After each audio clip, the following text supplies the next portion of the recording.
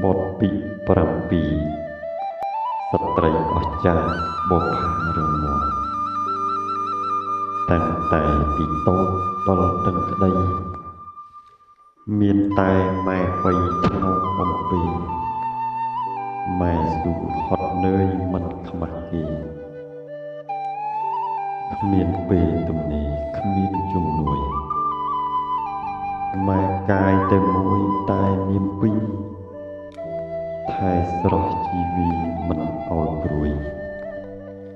ជាពុកជាម្ដាយទ្រូងរំជួយទោះគ្មានអ្នកជួយក៏មិនស្ដីទោះក្រលំបាកសោកយ៉ាងណាឲ្យកូនសិក្សាប្រាជ្ញាវៃឲ្យកូនស្រីម៉ែរូបប្រពៃមានជួសទ្រពក្តីមិនលំបាកនំមួយកំណាត់កាត់ជាពីរម្ដាយស្ទើរពលីមិនសម្រាប់ទោះជាលោកពុក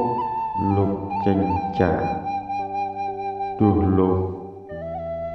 ស្រកាក់ក៏មិនរៀន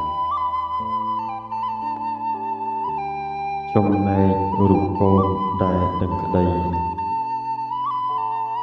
តែងតែលោកលីជួយម្ដាយគ្នារៀនផងធ្វើផងសពការងា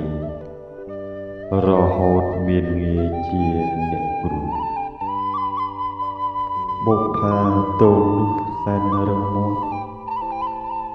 មិនលំភក់ជ្រងតែងតស៊ូដោយយកខ្លួនឯងជាគំរូមិនងាយក្រជូ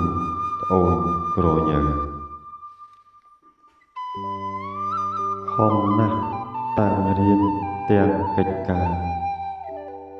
ទោះគេឌាថាកូនគ្មានឪឥឡូវមិនខឹងស៊ូតម្រូវដើរឲ្យត្រង់ផ្លូវជួយខ្លួនឯងទោះបីជាកម្មឲ្យគ្មានពុកមកជួយទំនុកមកប្រឡែងក៏ដូចចិត្តកូនលែងចំបែងព្រោះអ្នកម្ដាយតែងនៅពីកើត